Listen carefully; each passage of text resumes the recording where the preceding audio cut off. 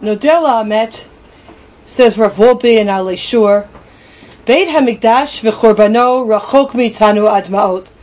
The whole idea of the Beit HaMikdash, of the temple, the destruction of the temple, it's a very distant concept from us.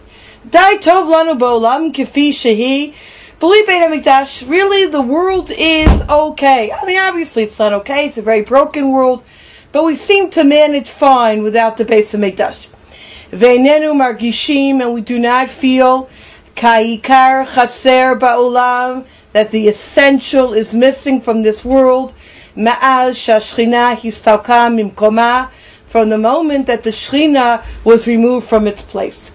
Rav Wolbe here is speaking about the challenge that each and every one of us faces at this time of year, of the 9 days, of the Shavua Shechalbo, and ultimately on Tisha B'Av and Yud B'Av themselves. How do we access the Avelus? How do we get into feeling the morning when we are so distant from this reality, from this mindset? And I think this is the challenge that faces all of us at this time of year. Yes, we can think about tragedies, and yes, we can talk about Holocaust stories, but to really get into the mindset of the Churban, of the destruction of the temple, of the Shechina being distant from us, is very hard to feel. That is going to be element number one that we're going to struggle with. No promises for easy solutions. And the second aspect to deal with is a famous Chazal the Nesiv Shalom brings down, the Gemara in Yuma. When the enemies entered into the Beit HaMikdash, they saw that those two angelic figures above the Aron were embracing each other. At first glance, this is wondrous thing, because we know that the Gemara tells us, when we did God's will, then the Kruvim were facing each other. And when we didn't do God's will, then the Kruvim were Pneim El Abayit, they were facing away from each other, and a distant almost.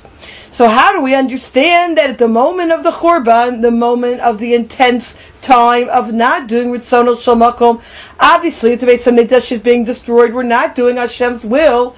How are we to understand that the Kruvim were Ma'urim Zebazeh, that the Kruvim were embracing one another?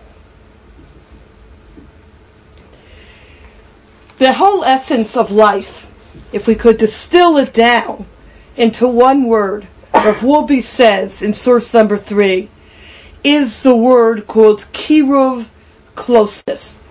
HaKadosh Baruch Hu asher kisei kvodo b'shamayim mimal, Hashem whose throne is found above, u'shchinat yuzo b'gavhei meramim, and Hashem who's found way above, and he's tamir v'ne'alam asher leit le machshavat tfisei meklal, and we don't even fathom HaKadosh Baruch Hu, we don't have an understanding of HaKadosh Baruch Hu.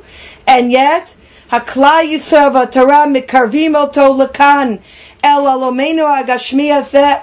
The Torah, Klal Yisrael, the whole aspect of this world is to bring the distance of Hashem down to this world, to bridge that gap, bridge that chasm, that one feels that although HaKadosh Baruch Hu is far, is distant, you can't touch him, you can't feel him, yet through Torah and mitzvos, we have the ability of the ultimate kiruv, of the ultimate closeness, where we feel Hashem is very much a part and parcel of our life.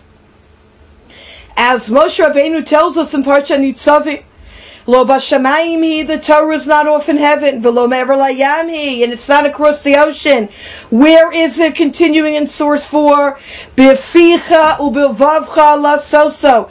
It is found in your mouth and in your heart. It's not far from you. It's close to you. And that is the model, the ultimate model of the way HaKadosh Baruch Hu envisioned this world, where HaKadosh Baruch Hu and Klal Yisrael are close. B'ficha u'b'vavcha, we feel Hashem in our hearts and in our mouth. We don't feel there is a distance. You know, it is said that the largest distance in this world is the distance from the Adata Hayom, of the knowledge of God, to Vashevotel Vavecha, to make him part of your heart. The distance between the head and the heart.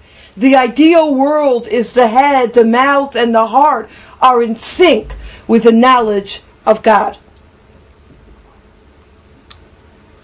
And that is why in one of the keynotes in Source 5 we speak about O li asher ta'afta ad lo breshit, my tent which you've yearned for even before creation, and a reference to the Beis Hamikdash. And the refrain of each one of these stanzas ends with the word po. Vata mali po, mali didi po. Doing here, po is here, that's the goal. The goal is that the ohel, the tent, the Beis Hamikdash, was a place of here, of nearness. Continuing in Source 6. HaKalir ma'amide kol ha'churban amilat achad po. Makom hashchina po ba'olam hazeh. For whatever reason that we don't understand,